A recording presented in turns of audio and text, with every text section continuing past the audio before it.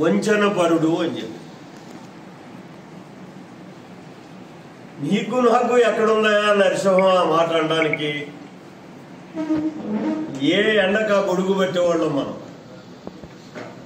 ఏ party మనకు అనుకూలంగా నెగ్గుతుంది అనుకుంటే ఆ పార్టీకి పోయి నెగ్గి కాల పదవులను అనిపించిన వాళ్ళం. నిన్నటిదాకా తెలుగుదేశంలోనూ ఎంపీ చేసావు, ఆవేళ వంచనపరుడు చంద్రబాబుని తెల్దా నీకు? అసలు ఏ ముఖం పెట్టుకుని మాట్లాడుతున్నారు మీరు? నాకు అర్థం కాదు. ఎందుకు వచ్చిన దురది? ముందు మన క్యారెక్టర్ని మనం అసెప్ట్ చేసుకుని మనం మాట్లాడుకోవాల్సినటువంటి అవసరం ఉంటుంది.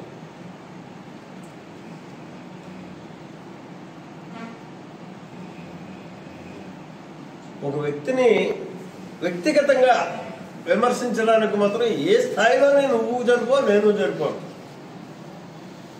ఎందుకంటే అన్నీ అరంగేట్రం చేసి వచ్చేసాం మనం. ఒక పార్టీ కాదు. ఇవాళ నువ్వు మాట్లాడుతున్నావు.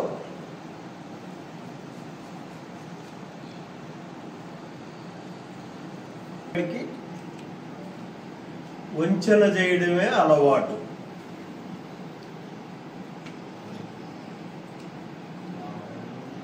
ఏం వంచన చేశారు చంద్రబాబు నాయుడు? ఆ రోజు తెల్లదా నాకు? ఎంపీగా పోటీ చేయడానికి రేపు ఎలక్షన్ అనగా పారిపోయినప్పుడు, ఆఖరి అంశం దాకా ఇక్కడ ఉండి మళ్ళీ వైఎస్ఆర్సీపీలోకి పోయినప్పుడు,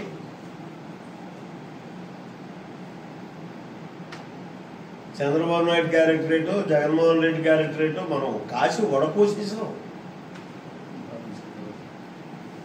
మనం చెప్పుకోవడం సిగ్గు.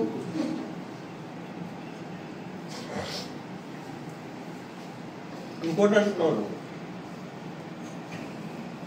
చంద్రబాబు నాయుడు గారు అసలు ఆయన కళ్ళు చెవులు ఇవన్నీ మర్చిపోయాడేమో. ఏదన్నా వ్యక్తిగతంగా ఆ రకంగా మాట్లాడడం కూడా మంచిది కాదు. సభ్యత ఉన్నటువంటి వ్యక్తిగా నాకు ఆయన అంటాడు, అంటే తోట నరసింహ గారు,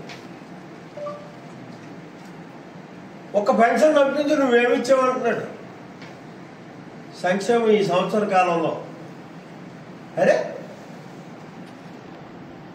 చంద్రబాబు నాయుడు గారు ఇచ్చినటువంటి, ప్రభుత్వం ఇచ్చినటువంటి గ్యాస్ బండ్లు కనపట్టలేదా? నీకు ఉచితంగా 3 గ్యాస్ బండ్లు ఇస్తానన్నట్టు ఇచ్చాడు, అమలు చేశాడు. అది కనపడలేదా?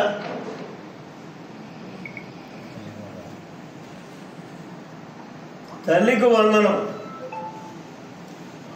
10,000 కోట్ల రూపాయలు రెడీ చేసి 98% వాళ్ళకి ఇచ్చినటువంటి పరిస్థితి ఉంది. కేవలం 2% టెక్నికల్ మిస్టేక్స్ వల్ల ఆగింది. అది కూడా ఇచ్చుకుంటూ వస్తున్నాం. ఆ టెక్నికల్ మిస్టేక్స్ అన్నీ కూడా సరి చేసుకుంటూ ఇచ్చుకుంటూ వస్తున్నటువంటి పరిస్థితి. అది కనపడలేదా నీకు?